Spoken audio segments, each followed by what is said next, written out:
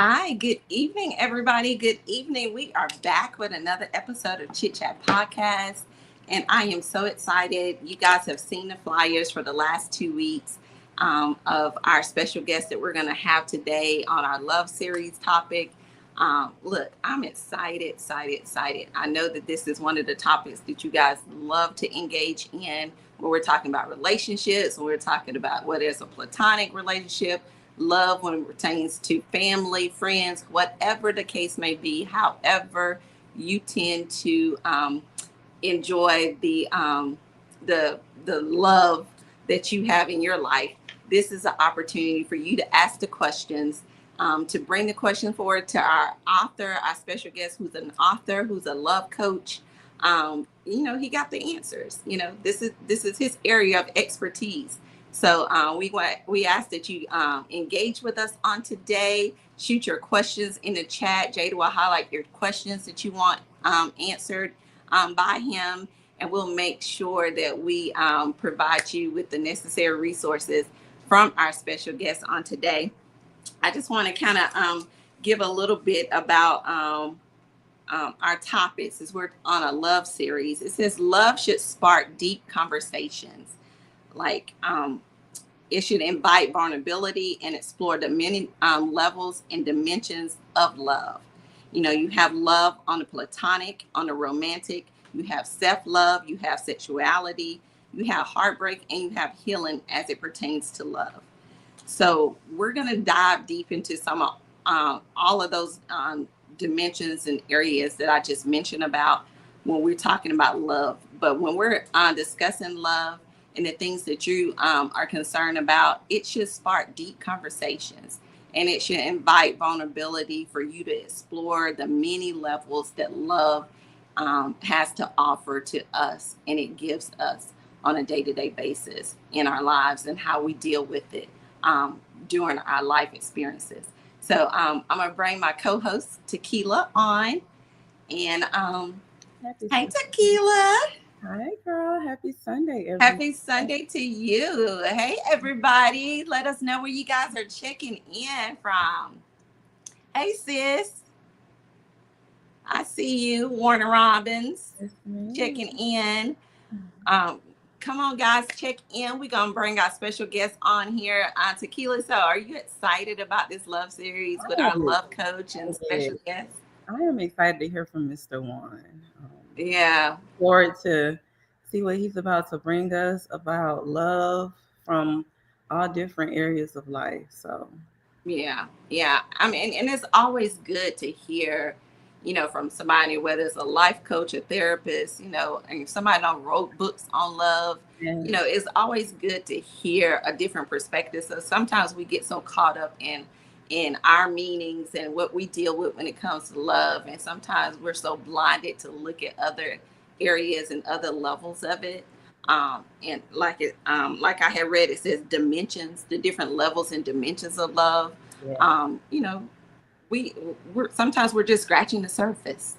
We are, and just to hear from someone knowledgeable on the topic as he is, it's amazing. And being that he is a male figure, it's even more exciting. So really looking forward to see what he's gonna bring today. Awesome. Hey, Tamaya. Got Tamaya checking in from Fort Valley. Okay, Fort Valley in the house. I love it. My Georgia people. So come on in, everybody, and check in. Shoot your questions. We have a special guest on. You guys have seen a flyer around for Mr. Juan Lee. He's going to be our special guest on today. He's a renowned author on love series books, and he's also a podcast host as well. And he's a love coach. So he does a lot of love coaching, counseling, and therapy, therapist kind of things. So we're in for a good thing. Hi, Britt. Hi, cousin. How are you? So you guys keep coming on. We're gonna bring Mr. Juan on and let him introduce himself, and we're gonna dive right into our segment of episodes. Our episode today. talking about the love series. Whatever question you have pertaining to love, whether it's on platonic, um, you know, romantic relationship, friendship, whatever the case may bring your questions. This is the person. Bring your questions to them. Let us use this resource that we have available to us today to answer any questions that we feel like we want answered or that's are just been bothering us. We want to know, what can we do about this thing that's bothering us, this love bug that's bothering us. That's right. So, so without further ado, we're going to bring Mr. Juan on and let him introduce himself. Hello, ladies. How are you? Hi, Mr. Juan. How are you? I'm doing fine. Thanks for having me. I really appreciate for introducing me and allowing me to come speak to you and the ladies. Yes, we got some gentlemen. We got some gentlemen be tuned in as well.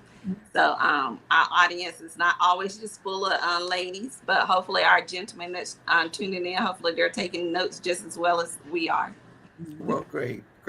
Well, my name is Juan Lee. I am an author, a speaker, and the founder of a nonprofit called Clear Journey, where we support individuals that are looking for answers to life's challenges. We like to provide education and resources so that you can navigate life more successfully. The foundation of my nonprofit, it's the book I wrote called Love Made Simple, The Guide to Inner Peace, Contentment, and Success.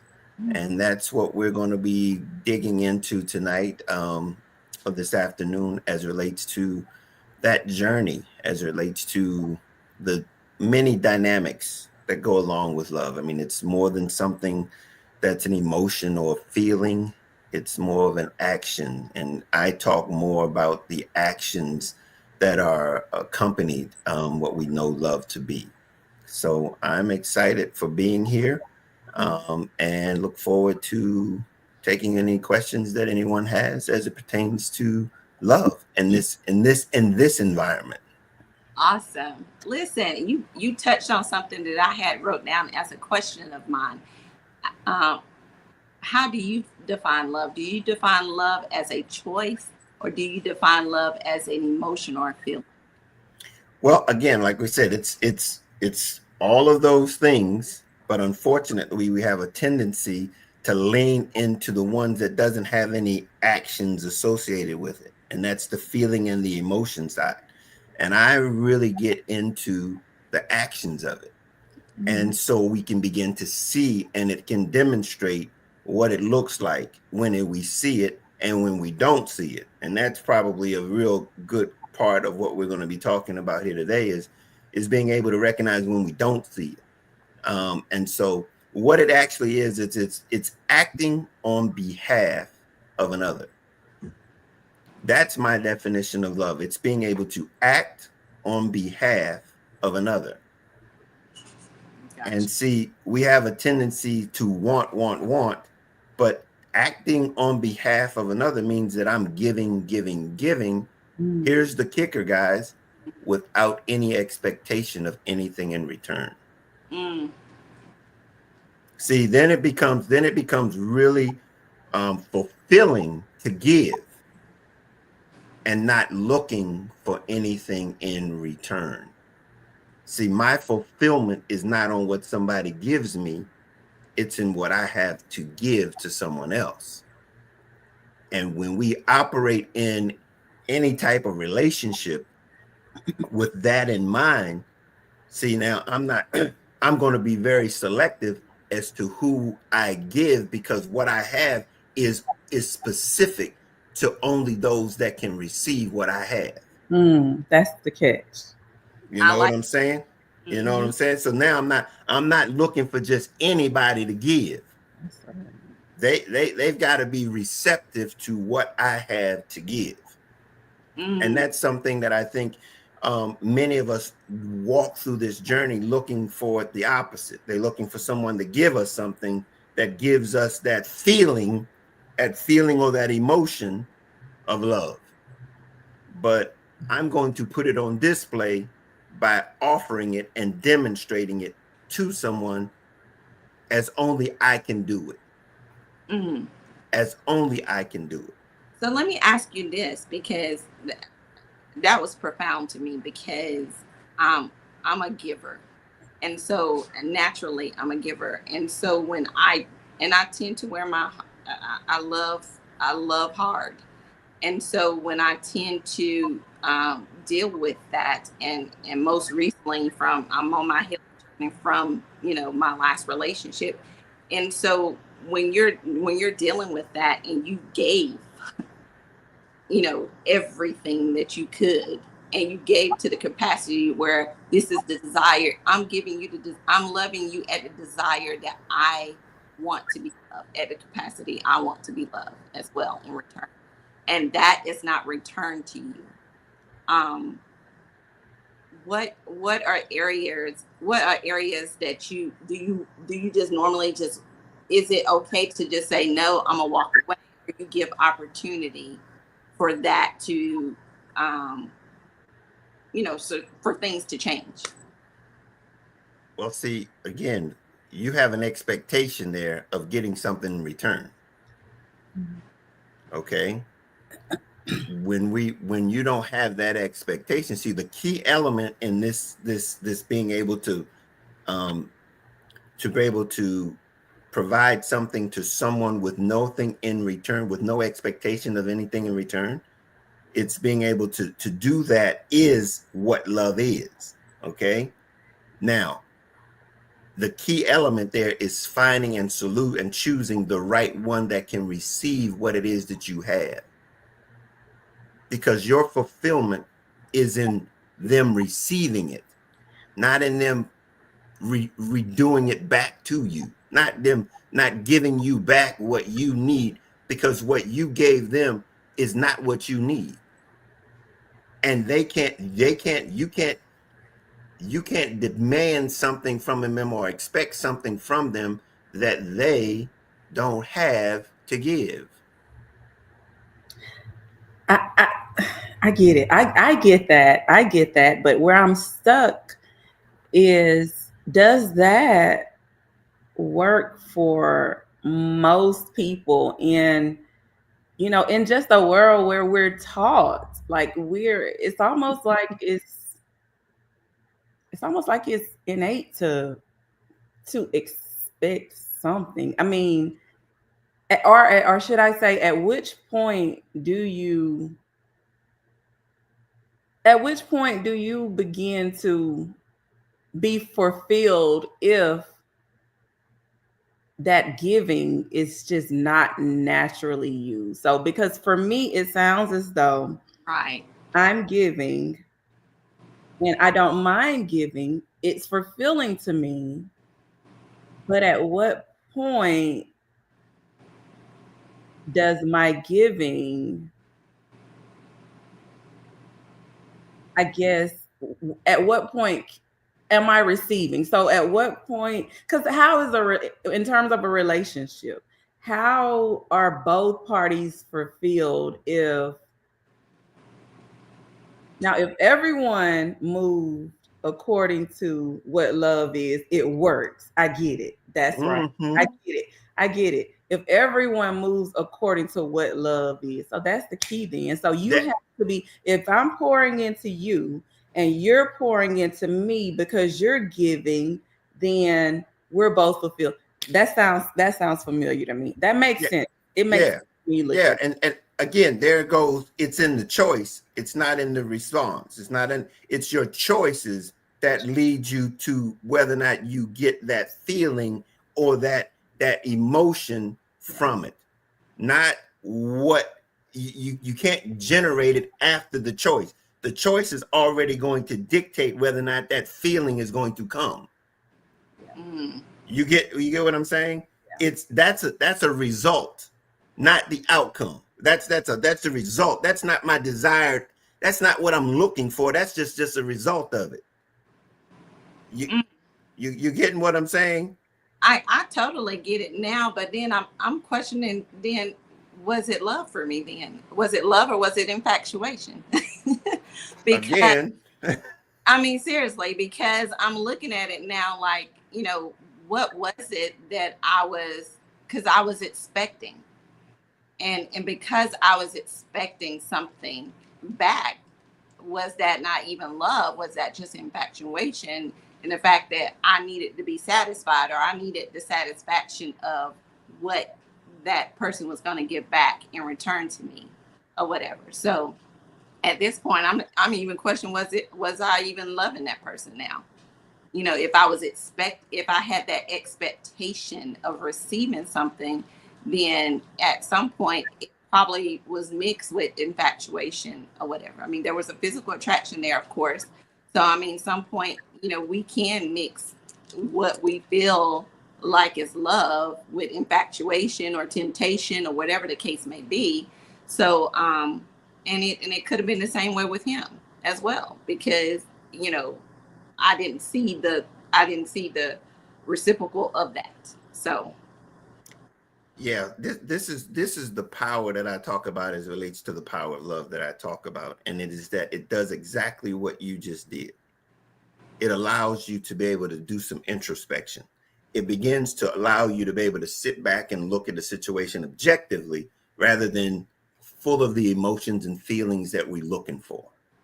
Instead of looking at this thing through an active eye and say, okay, was this, because when we do this, we begin to look back on our life and we go like, was that a choice that I made in line with love? Because love is really big.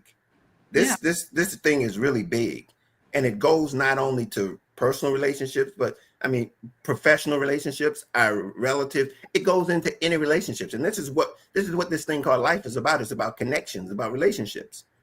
And so how we navigate that particular thing using something that I believe is critical to being able to do it successfully, to navigate this thing called life successfully, is this tool called love.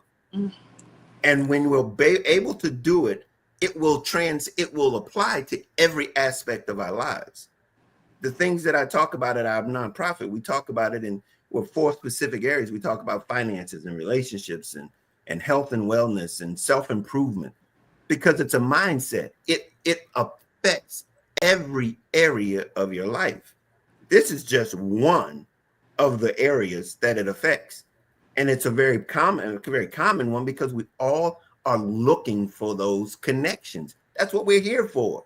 We're here to make those connections. We're here to be able to connect with one another. And as we provide what each other needs are, we're fulfilled. We're servers. You're a giver, you said. We're all supposed to be. That's what we're here to serve one another. And when we understand the big picture, all of these little things become very easy to be able to navigate when we see the big picture. Mr. Juan, I have a question about that. Mm-hmm. So considering, what you just stated and what Shadonna just stated as well, then is it suffice to say that one party could, in a relationship, right? One party could be loving properly, as according to what you described, whereas the other is just not loving properly. And so I guess in terms of love, you're not seeking anything in return, but yet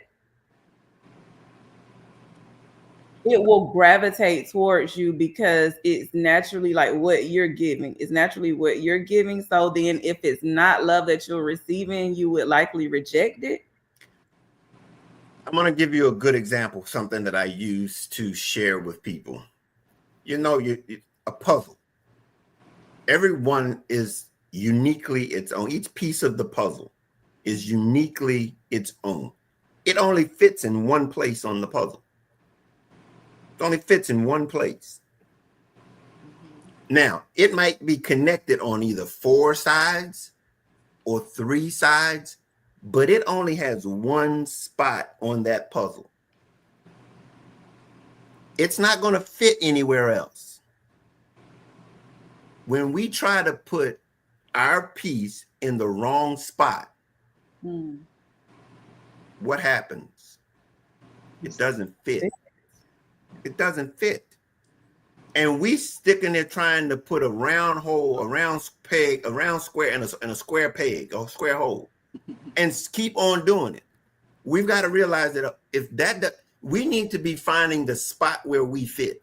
And when we find the place where we fit, guess what happens? The people around us fit. It is. Yeah. Okay. They fit. We get control. When we go worry about where we fit, our spot on the puzzle, then them other pieces that try to hook up to us, what you do when you try to put a piece there and it don't fit? You throw it away. Yeah. You push it back to the side. Mm-hmm. We have a tendency to want to change, trying to make it fit. No, we stop trying to make it fit. We'll be feeling a whole lot better long term, because guess, we're a part of something bigger than just ourselves. And that connection is what we're looking for. We're just not looking for any piece. We're looking for the right piece. Mm-hmm. So as you say that, just think about it in the sense of what we've been doing societally and culturally. We run around trying to change where we belong to fit somebody else that is not who we need to be fitted to. Yeah. Yeah. So we've been doing it all wrong. I mean, we've been doing it wrong. It starts with us and it ends with us. Yeah. So I have a question then, because we always hear that we should love unconditionally. We should love people unconditionally without conditions attached or whatever. Then is unconditional love unhealthy then, if we're basing love off of what you're telling us, that how we should approach love?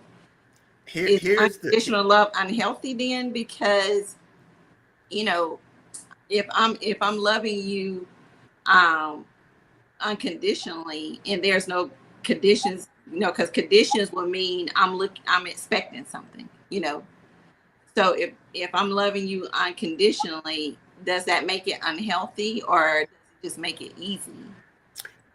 Here's the first thing that I say when people talk about love and unconditional love. Love has no conditions. Hear me when I say that. Love has no conditions. If you have to say unconditional love, it's almost like a oxymoron. That doesn't make any sense.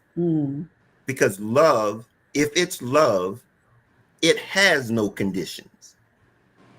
And so when we begin to allow this unconditional love to be at a place where it supersedes what love is, that this unconditional, no, it is unconditional. See, when we talked about we talked a little bit about commitment earlier when we were talking. Love is just a demonstration of a commitment that has no conditions for you to be able to. There's no way to say I loved you yesterday and then today I don't. Love never ends. It's just as though what I'm hearing you say is that love never ends, and so we don't put conditions on love that we're giving. We shouldn't place those conditions on it. We should just give it. We should give it freely. And if it's in us, once we have it placed properly in us, we're not looking for someone to validate it. It's what it is that we give, and it's given freely. At the end of my book, at the end of my book, I tell you, it's not just a myth when I said love never fails. It never fails because it's a choice. And when you choose it, the only person that can nullify it is you. That's true. That's true. You're the only person that can nullify it. And when you take that into consideration, love says that there's no conditions. So here is the thing. We need to be concerned about how we use it, rather not it's operating it in that lane. Because, if we saying that, hey, we making love out to be something not as powerful as it intended to be, when it can be used and say, okay, I got conditions to it though. I can't do that much. I ain't gonna go there with it. Because here's the thing, when we're dealing with life, there's gonna be changing, things are gonna be happening. Absolutely. And all you're stating by demonstrating that love is the commitment that you have to the love. You're right. That's why it would never fail. That's how it never fails. We've been given the tool here that navigates life through all circumstances and situations. Now look, be careful, because the challenges are going to come for it, but you hold the keys. So we're the only ones that can nullify it. You're the one that demonstrated. You're the one that made the proclamation. Mm-hmm. Right. Now walk in it. Mm. Be careful in your choices, because the choice is, here's the thing, the outcome is determined based on your choice. And when you choose love, there's no off ramp. So it's in the choice. It's in the choice. So whoever I choose to give that love to, it's in that choice. The choice is the thing that we have to focus on. Let's not focus on, because we got to realize the offering and do the benediction. we look at it from, and when you were talking about it earlier about how societally we are doing things wrong. Yeah. We're looking at it like, what's in it for me? Yeah. It's not a selfish tool. Right. It's a selfless tool. Then I renege my statement. Then I would say then I did experience love, because at the end of the day, it hasn't gone anywhere. So, and I know that because it hasn't gone anywhere, that I chose to give it to that person. Now, whether that person received it, whatever they did with it or whatever, it didn't stop me from loving. And it's not going to stop me from loving going forward either. So it's not going to stop me from loving at the capacity and at the desire I want to love and to give love. Okay, let's be clear. You're absolutely right. But don't miss out on the fact that when you're talking about relationships, again, there are many different dynamics. Okay, when you're talking about relationships, that love that you were talking about there is a love that's not it's not a philos love type. It's not an eros love. Let's put it like that. It's not an eros love. Okay. Mm-hmm. What you were talking about was an agape love, not an eros love. Now, eros love is where we talk about that bounding, where it comes back to you. Mm-hmm. Okay. Agape love, there ain't no expectations in there. Right. You just love everybody, because that's what God. Yeah. So when you want to be a giver, you can give it, but don't be that piece in the puzzle. Being that piece in the puzzle, you want to make sure that when you're in an eros love, that's you got the right connection. Yeah, you want to make sure that choice is chosen right. Yeah, you want to know that that's the right connection that you got there. You don't want to, because you can give everybody. You can love everybody. And I think that's on a bigger scale. But when we're talking about intimate types of relationship, yeah, you want to be able to understand that the love that you're giving, let's not confuse it with what your intent is for the love. Okay. Right. Mm-hmm. Okay. I mean, because and I say that and I get that, and I think this is where we really need to be clear. There are different types of love for different types of situations, and they all have boundaries. Okay? They all have boundaries. So when you're establishing and you're looking over and you're seeing, how a person is responding, how they're acting, how they're demonstrating to you what love looks like, that's where you're putting the pieces together to say if you want to go a little bit further into getting something different, a different type of relationship established. Because it doesn't take much for people to be able to look over and see whether or not what they're demonstrating is something that you want to be a part of. Got you. We have a question from one of our members in the audience. She said, what leads you to the choice? What leads you to the choice?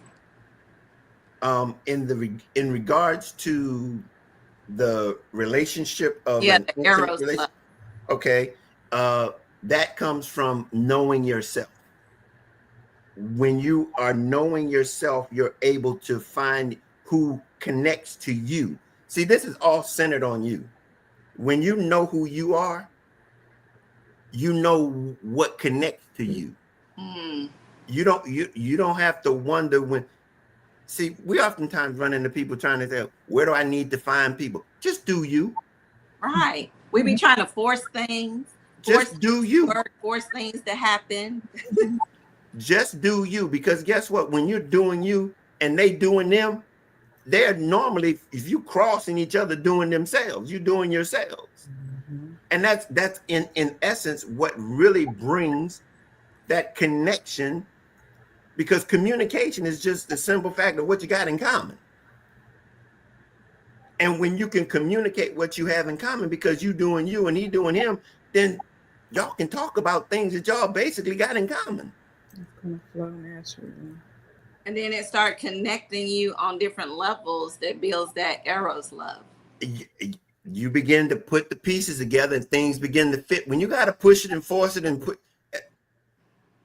I ain't trying to force nothing. Well, but that's what I'm saying. It should fit. You know, just think about the puzzle. How long does it take you to realize that one don't work? That one don't fit. It's okay. Go to another one. And I'm not saying like, hold on. I'm not saying. I'm just saying if it don't fit, you know, you move to the next one. You go pick up another one. Go like, does that fit? But I'm saying that's the premise. There is. It shouldn't take you long to realize that it don't fit.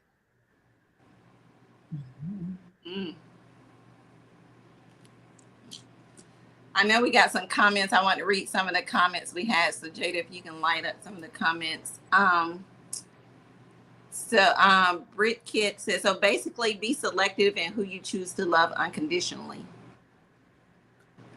Absolutely. And knowing that love is unconditional. There aren't any conditions to it.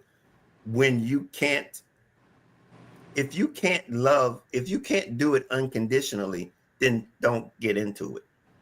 Don't love at all. Don't call it love. Right. Yeah, don't call it love. Let's call it what it is. Right. Just call it what it is. I mean, I think a lot of people want to call it that because it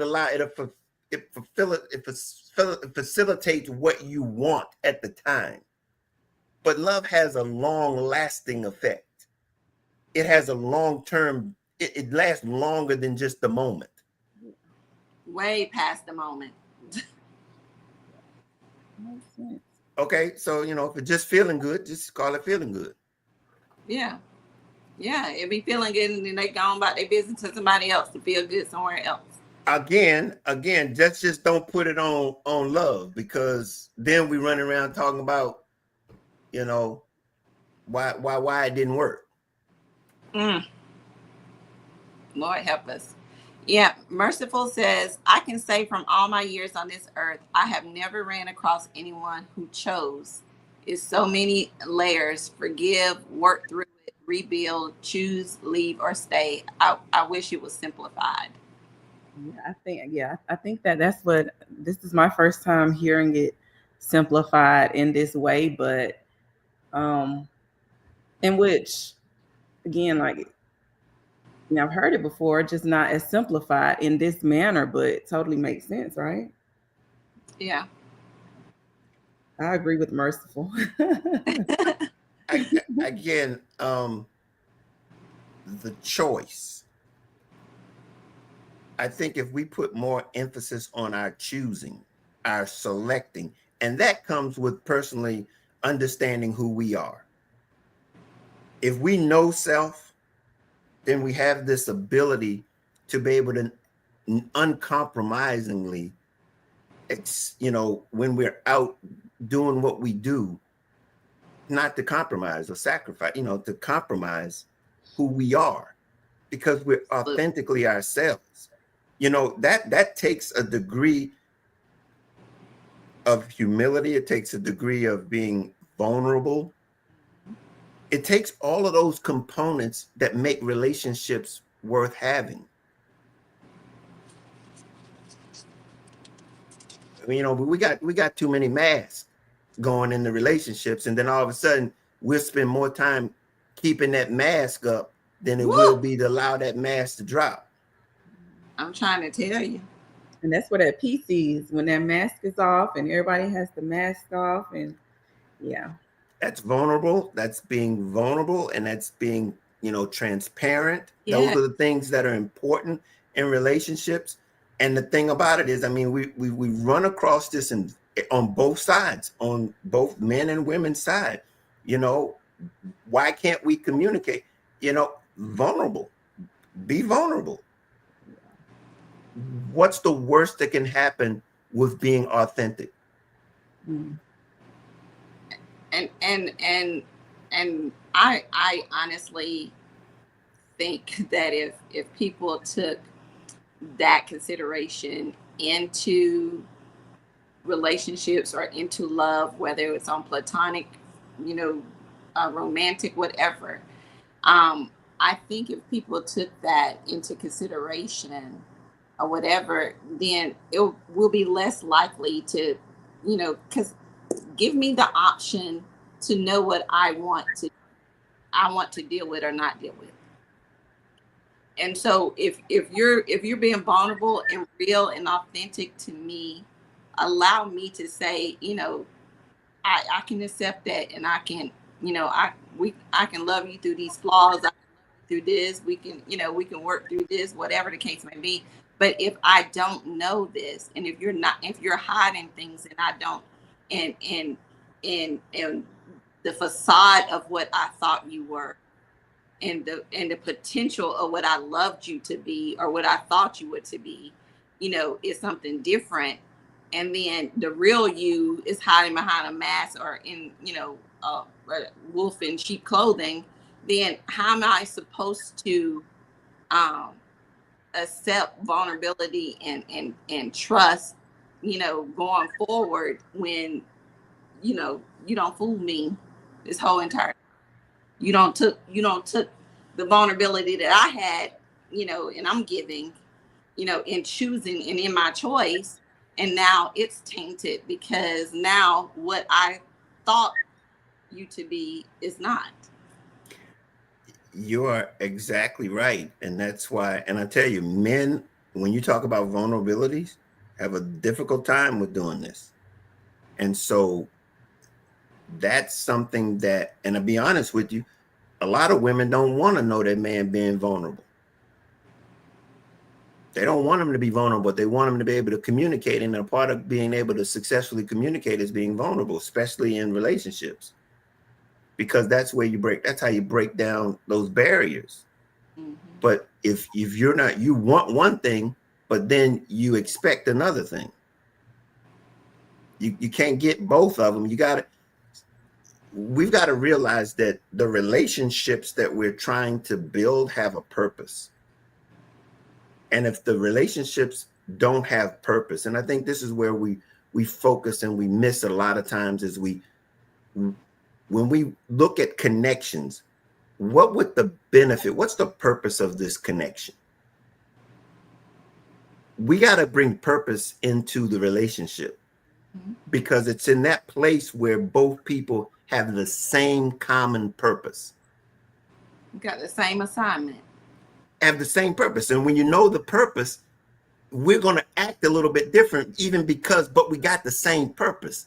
Now, I'm not thinking about your actions because they're in a different, this is his role, this is her role, but we got the same purpose. my actions are gonna look different, but it's all in line with the purpose. Yeah. My actions are gonna look a little bit different, but it's in line with the purpose. All I gotta do is here's how we go through relationship and challenges. It's not who's right, it's what's right. And you can't make that statement until you have a purpose, a common purpose, because then the purpose begins to dictate whatever the situation is, and it begins to now determine what the result or what the outcome of whatever that situation is going to be, because it's all in line with that purpose. And it really eliminates a whole lot of confusion, because all we got to do is be reminded of what the purpose is. Okay. Ooh, that's some deep stuff. That's relationships. Yeah. And it's relational. You know, it makes sense because it's relational. How am I supposed to, you know, love you, you know, your authentic self if we're not relational, if I'm not getting to know you at those dimensions, at those levels, you're not being vulnerable.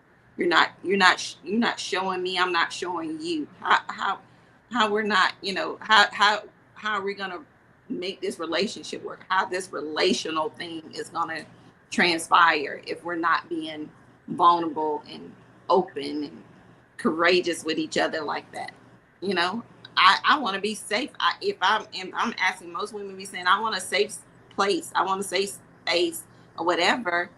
And we're asking for that in men, and men are, you know, closed in and don't want to be vulnerable, but they're asking us for peace and they're asking us for certain things or whatever, but you know, they're so closed in and don't want to be open for things. And here we are, sometimes an open book, and then at the end we're judged because we're this open book.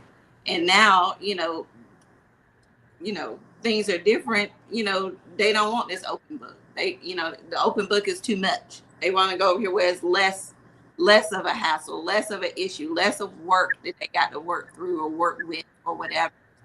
So so how do you deal with those things when people are trying to be authentic and trying to be vulnerable, and it creates more of an issue of people saying, I don't know, this is a little bit too much, I wasn't trying to get all into this, or I ain't know this is all it takes.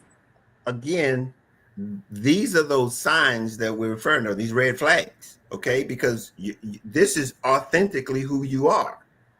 There's nothing wrong with anything that you just said. Your peace requires those understandings. Okay. Now, here's where love comes. If when you all became, and this is why, and you got me all twisted up here, because I tell you, this is where a lot of problems come in, is because once you make the decision and you decide that there's unconditional, change is going to happen. Okay, things are going to change.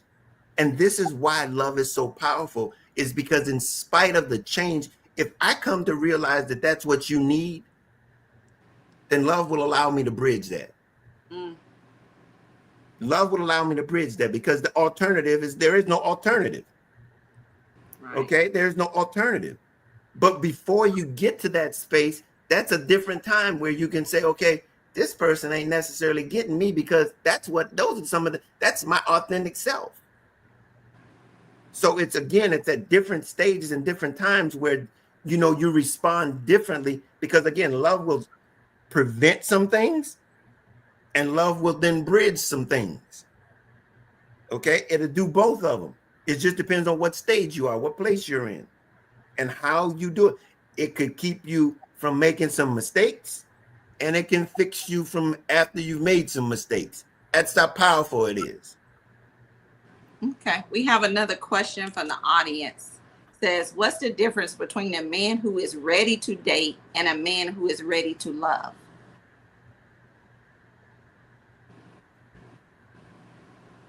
A man who's ready to date and a man who's ready to love.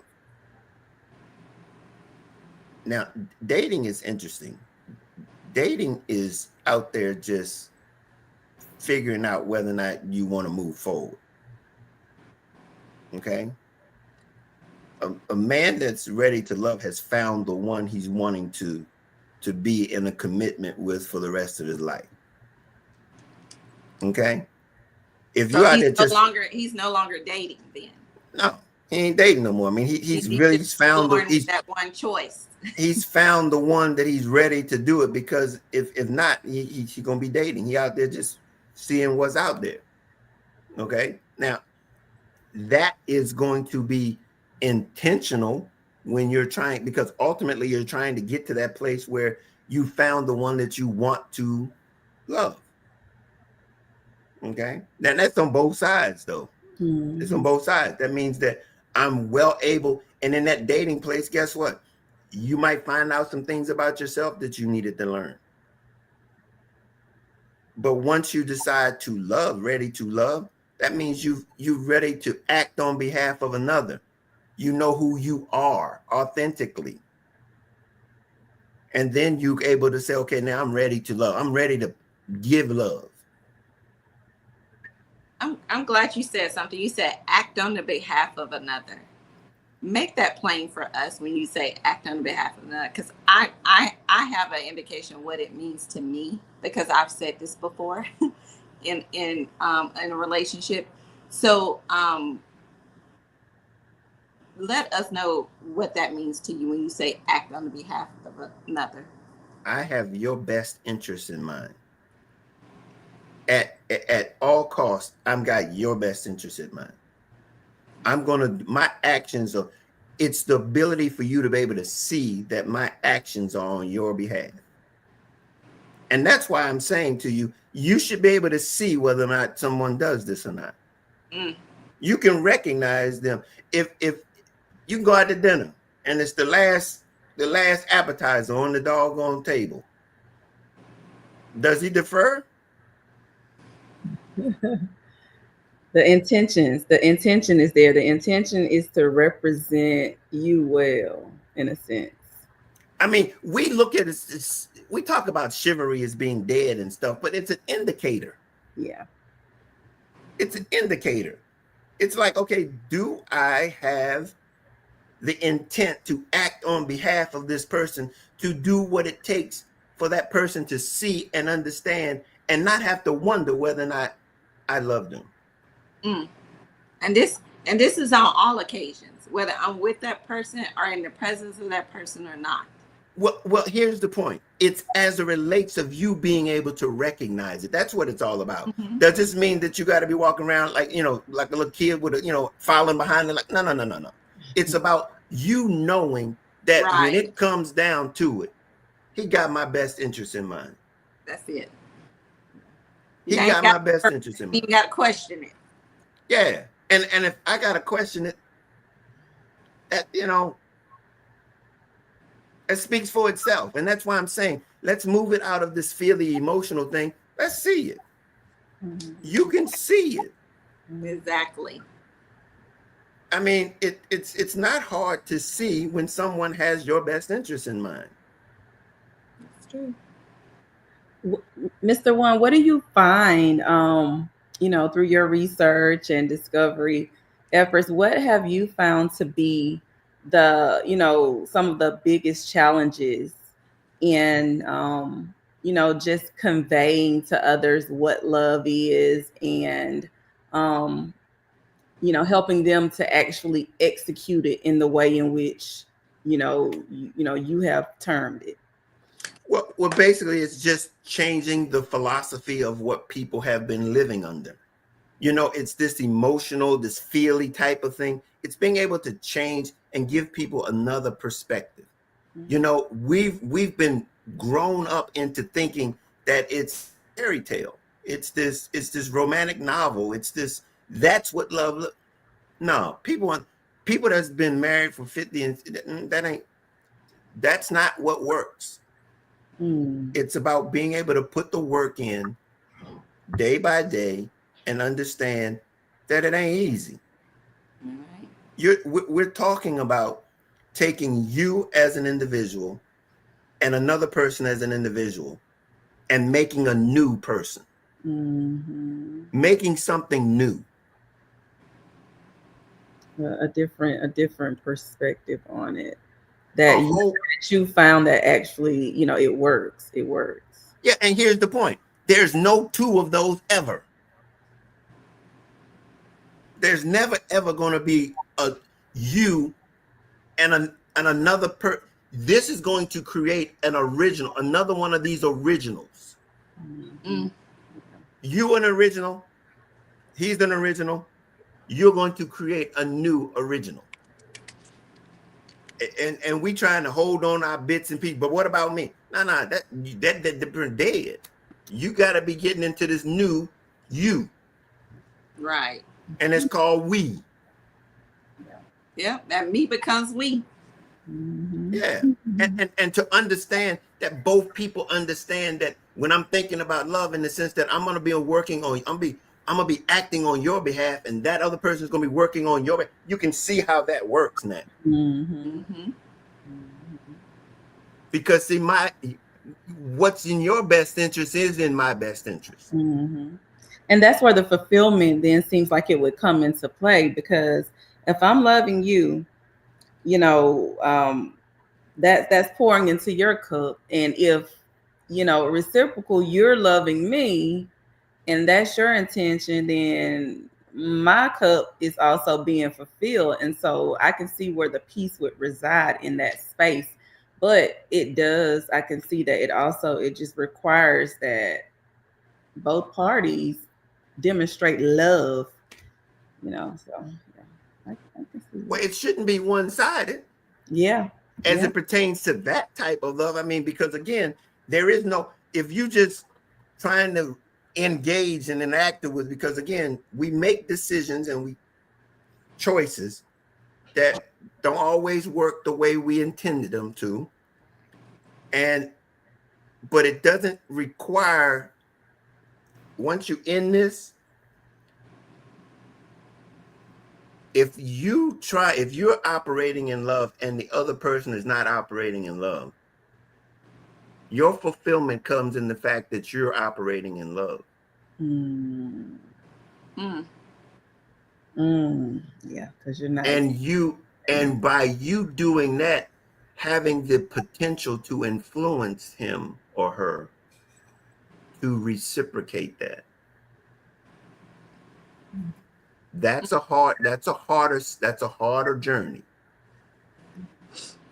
That's a harder journey. So again, get me wrong. If you can select right, make the right choices, you can get this without the resistance. But it's not to say, again, that you can't get there to this oneness if by chance you didn't enter into it in a way in which would have allowed it to flourish from the beginning. Let me ask this question, because what do you think is the most effective strategy then for couples in as far as communication, when it comes to that, when they have both made the intention, both make the choice for each other, and what would you say is the most effective communication strategy? Because oftentimes we see how relationships or marriages or whatever end, and you know, the majority of the time is due to some form of infidelity, whether it's emotional cheating, physical cheating, or whatever the case may be. So if we're both trying to fulfill a choice that we've made for each other, then how effective is communication when someone has stepped outside the boundaries of that, and infidelity has stepped in, you know, whether it's emotional or physical, whatever the case may be, and how do you go about fixing that? First thing you understand and realize is that those things that you just addressed, those are symptoms. Infidelity, cheating, all of those are symptoms. The issue is a whole lot deeper than that. Okay. And it starts with being able for them to go back. And it's an individual thing. You've got to allow that person to go back and do some work. they got to be willing to do some work. Them just saying that they ain't gonna do that no more. The cause and the effect, that was just the effect of something deeper. And so all of the times when we run around, you know, when we end marriages and things, and we have reasons for exiting the marriage and things like that. Again, love doesn't say, like you said, they don't. If you did love them, just because of something that they did, if they were sick, you wouldn't say it's time to go. But we got to realize that what we're seeing are symptoms. All of the things that we're looking at that are happening, they're symptoms. And we've got to recognize them and look at them like that. I mean, I've had cases, I've dealt with experiences with people that had bipolar, didn't know they were bipolar, gone. And I'm like, come to find out after the relationship is over, the person had bipolar. He was sick. But it manifested himself in their inability to communicate. But if you don't know that, and you see an off ramp, then you take the off ramp. But that's what I'm saying. We're not promised that there was going to be roses in this journey. And we've got to be committed to, when we say love is commitment. Oh yeah, absolutely. And when we don't view it as such, and when I say it in the sense that it doesn't matter what a person does, that's a symptom of something deeper, that if we don't allow that symptom to overtake the relationship that we built and say, okay, are we committed to what we said, or were we just in it for the feeling of the moment? I felt at the moment. I know this is hard stuff. It's easy to say, harder to do. But the fact of the matter is, that's the difference between the choices that we make in the beginning versus the decision that we make halfway through or in the middle. Because we got to realize that choices are long-lasting, life-changing. That's something that I learned a long time ago. You don't make a decision and it just affects today. You make decisions knowing that you don't know what tomorrow is going to bring. And as we talk about in marriage, until death do us part, it's implying that no matter what the circumstances are, we're going to be in it to win it to the end. That's what it means to be committed. I'll give you an example of what, and I'm harping on commitment because I think it's essential in love. I oftentimes, and I share this scenario with those who know, the military people should understand this. He was prior Air Force, Tequila. Okay. Thank you for your service, Mr. Juan. Oh, well, thank you. I wouldn't have done it any other way. But the point of the matter is that paratroopers, when they get on the plane, they got their parachute on and they jump out the plane. They committed to going down. They jump out the plane with the commitment to going down. Whether the parachute opens or not, they going down. That's what love does. That's what a commitment is. Yeah, that's true. You don't jump out that plane and go like, oh boy, I hope I made the right decision now. Some people do though. Love. People are literally out here living life like that. You know, I hope I made the right decision over here, and they're over here 5 minutes, and then 15 minutes over here. So the commitment was when you jumped. You don't get to go back and rethink it, because whether or not that parachute open or not, you are going down. And when I say down, the commitment is to hitting the ground, with or without the parachute. You hoping that the parachute open, but the commitment proceeded whether or not that parachute opened or not. So in terms of love, when you love, When you make the choice. When you make the choice to love, it's going down one way or the other, whether you're on your feet or laid out. Now I'm gonna throw a little bit more into this. You want to make sure that you got the right parachute on. Okay. You want to make sure that you didn't check the parachute twice and you know all of a sudden, like paratroopers, they got 2 parachutes on. They got the static one to pull when as soon as you jump out the plane, but they also got another one that they can pull just in case that one don't come open. All right. Now they got some backups. But my point for saying that is understanding it's in the choice that you make.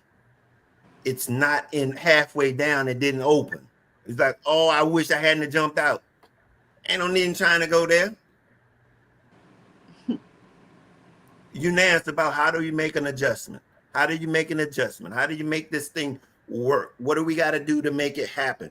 Where's the purpose? What's the purpose we both established? Now let's make sure that the decisions we make align with the purpose. And make sure you know the purpose before you make the commitment. That's good.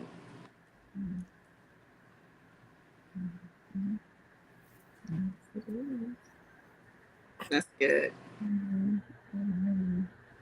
JD, do we have any more questions?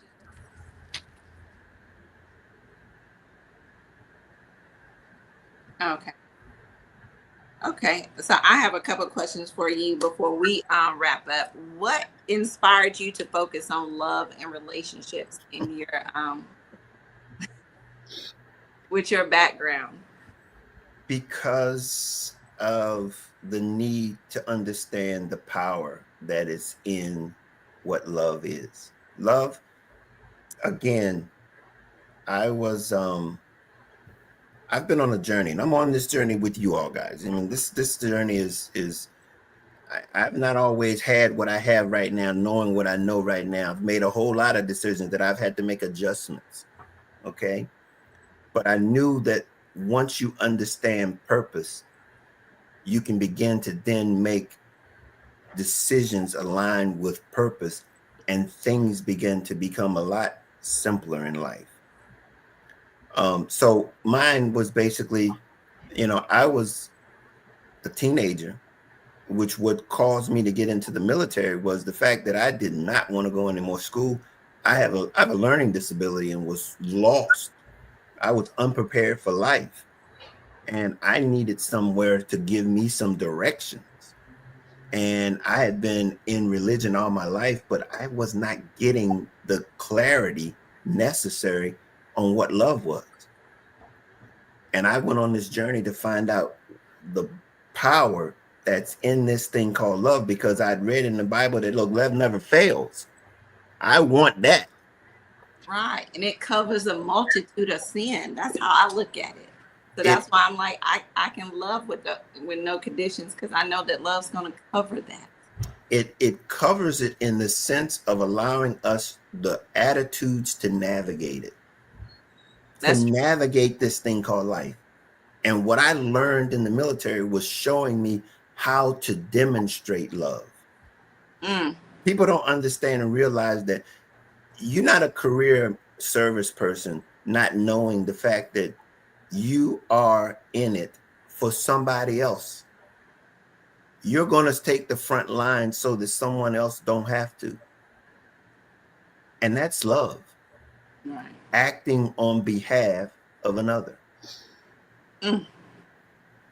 And so when we put the uniform on, it just galvanized to me of realizing that, hey, I'm doing this because I don't want my family to have to. I love the country that's why, people don't realize what the power of being a patriot means, to be patriotic, because we have this in common. Everything that we deal with, it doesn't matter. It may not be perfect, but we have it in common. This is home. And when we go across and abroad, to be able to say this is home. Now, granted, let's not take the politics and things like that and the why and all of that. But for the people, the men and women that put on the uniform, They doing it because they love home. We have no other place to call home. And so I began to put my experiences in religion and my experiences in the military and the demonstration of what it looks like to sacrifice for someone else. And I just was on this journey, and I'm still on this journey as it relates to making it practical, making it real. That's what Clear Journey is all about. It's about turning love, making it practical. The practical application of love is what we talk about over at Clear Journey. How do we make this thing called love practical? And that's what I've done. And hopefully we can build on it and allow people to have a love mindset so that they can begin to navigate this thing. Because guess what? As it relates to purpose, we all have the same purpose. We all have, and that's probably another conversation that we can have, but we all have the same purpose. We don't have to run around trying to figure out what my purpose is. We all got the same purpose. And once we realize that, it makes life a whole lot simpler. Well, we're going to close with this question. Tequila, do you have a question for him that you want to ask before we close? No, I don't have any questions. He's answered them. Thank you so much.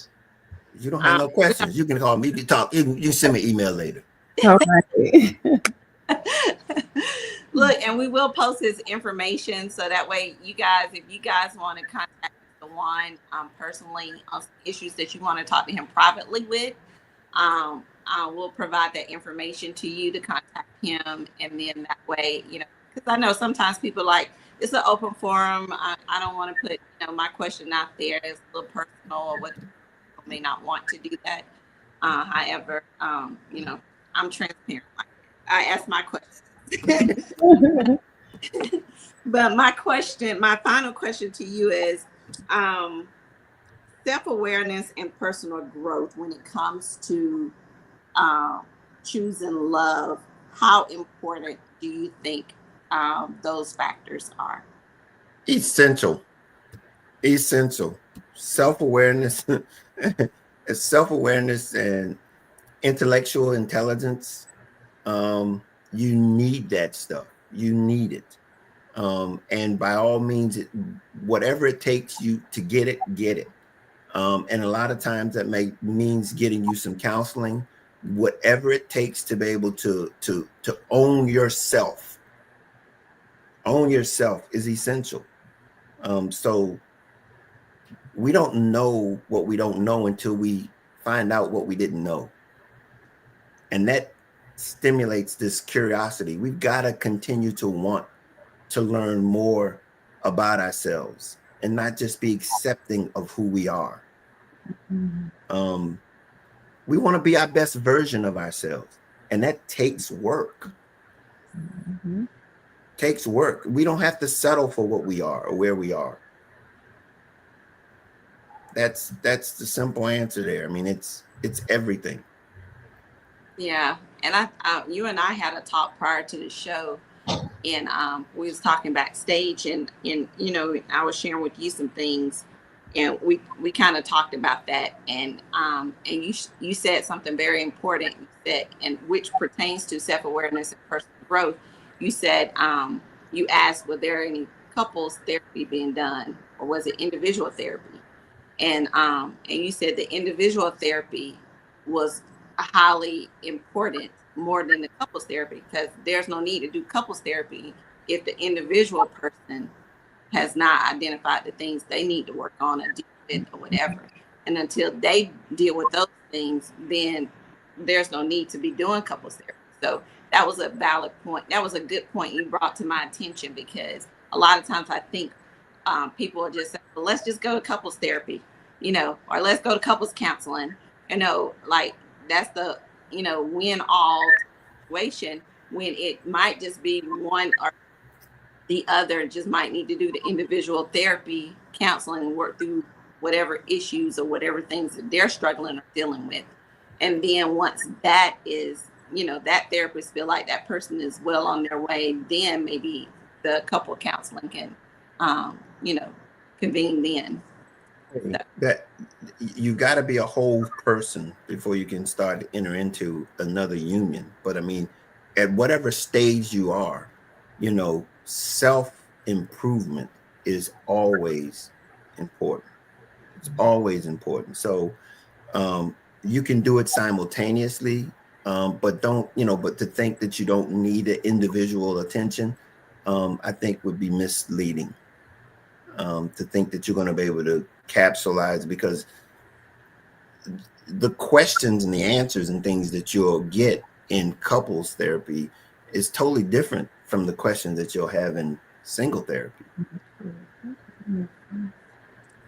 Yeah. I definitely appreciate you. You're definitely going to have to come back. I think this is just a part one. I think you would definitely have to come back and do another series for us. Great nuggets. I've been jotting down. That's why I kept looking down. I'm writing down notes.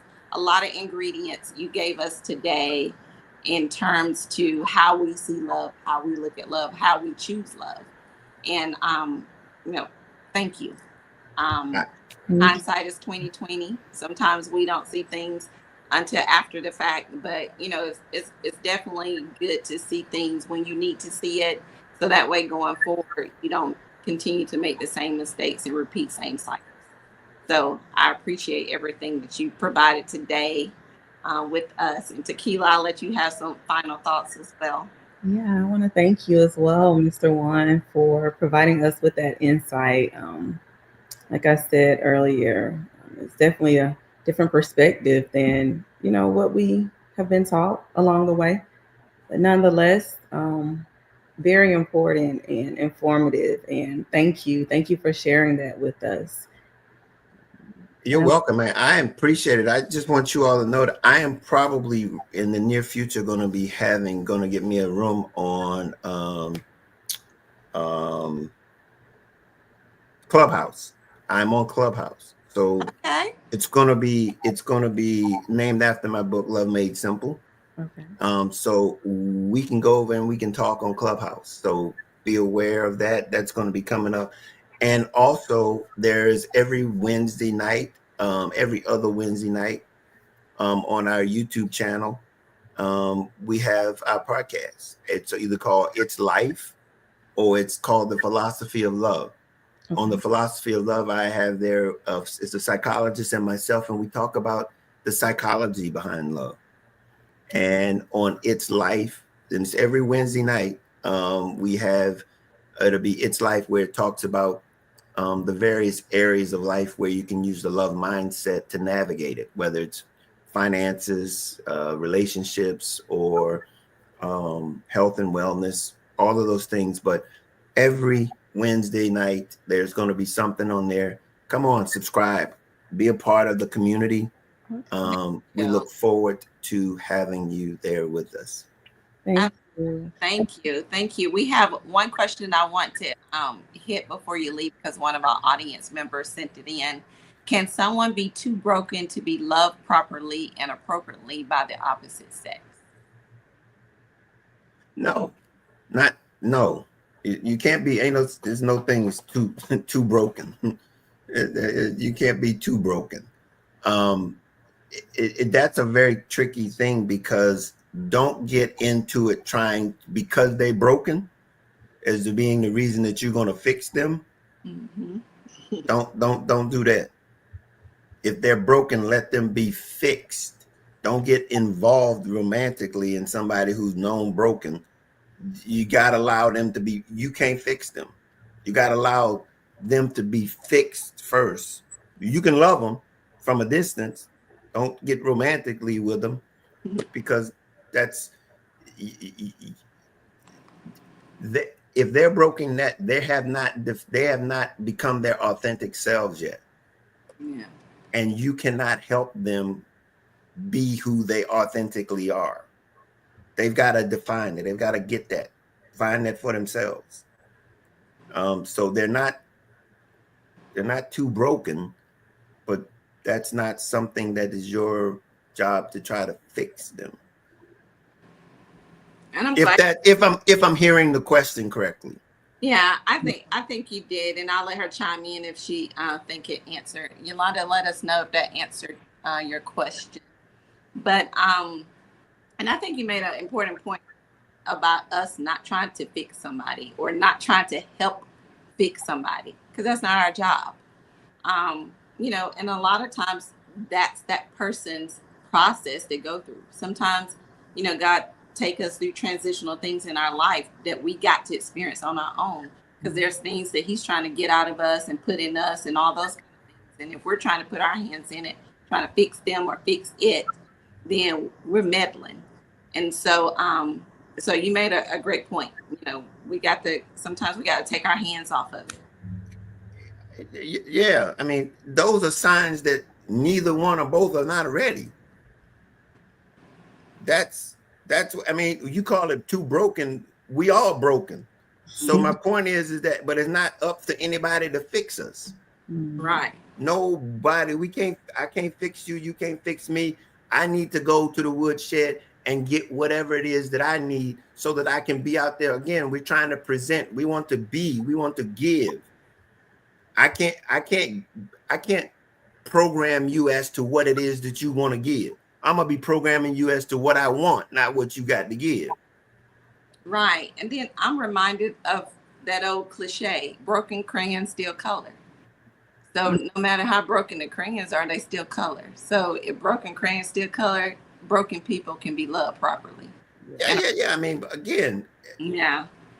I'm just being clear, because again, that's a dicey type of situation. Because if that's your husband, your wife, and they broken, and that's where you are now, yeah, you can love them. Okay. But if you're not in that type of relationship, you need to let them get fixed before you get into that. And just because no, that ain't the right time. Right. If it's a marriage, it's one thing. If it's going into a relationship, let them get fixed. Again, love means future. Right. Love means future. If you want to deal with this is what you want to deal with, because there's no guarantee that it's going to get any better based on this is the starting point. That goes back to that purpose and that fulfillment and that commitment. Where are you going with this? Yeah. Right. And Mr. Juan, before you leave as well, can you share with us where we can get more information about your book? Yes. Oh, by all means, Love Made Simple. You can go to the website. You can go to clearjourney.org, and there's a connection that it will give you. It's on Amazon. And you can also go to, it's digital, and it's the Audible book. You can go to Amazon Direct, but if you can, just go to clearjourney.org, and you can go down to the book, and it'll take you directly to Amazon to get either the book or the audio or the ebook. All righty. Thank you so much. And Jada's going to post that in the chat for you guys. So if you guys are looking to get his book, that's it. She'll post it in the chat for you guys to have that information. And then we'll make sure we post his contact information for you guys. And the name of the book is Love Made Simple. The Guide to Inner Peace, Contentment, and Success. That contentment, Lord. Yes. Thank you. Yeah. You're welcome. Yes. Well, thank you, Mr. Juan Lee. It's been a pleasure. I hope this is not the last time that we collab. I hope that you can come back and vice versa. Tequila more than willing to come over on the on your side as well. So let us know what we can do. We're willing to be of any assistance. But we really appreciate your time on today, your expertise, your knowledge, everything that you brought today, because it was truly some nuggets, some ingredients that, we can utilize going forward. Some things that, we might have, lost track or made some mistakes on. We took some notes on today. So we'll get back on track and pull forward.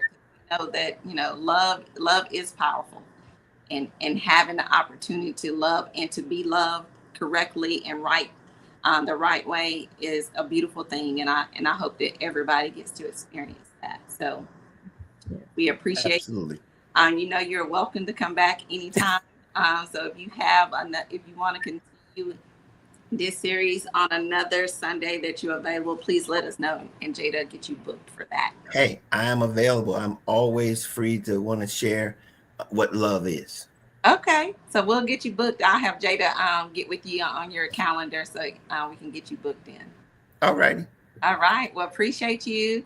Thank you very much. Blessed week. Thank you guys for tuning in this week with us. We appreciate the questions that came through, the comments, and everything for you guys' engagement. And again, if you have any questions and want to contact him directly, Jada will post the information for you guys. And hats off to you, Mr. Juan. You brought it today. You brought that knowledge today. Appreciate it. Thanks for you having me. I appreciate it. No problem. Anything from you, Tequila, left? No, just saying thank you as well, Shadana, for, you know, hosting and having Mr. Juan on today. Oh, no problem. We definitely going to bring him back. All right. All right. Well, you guys have a blessed week. We will see you guys next week. Well, all right. All right. Bye.